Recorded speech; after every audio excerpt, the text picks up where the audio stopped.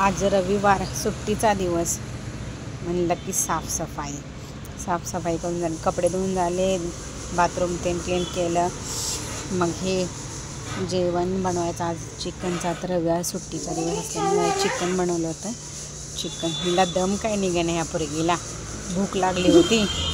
दे दे दे म्हणून गॅस कट्टा चढायला लागली. मग नंतर हिला दिलं, एक चपाती लाटली पटकन आणि हिला दिलं. हिला कसं चालतंय बघा आता, लई प्रेम करते. कशी करताय बघा, दीदी दीदी म्हणते ना.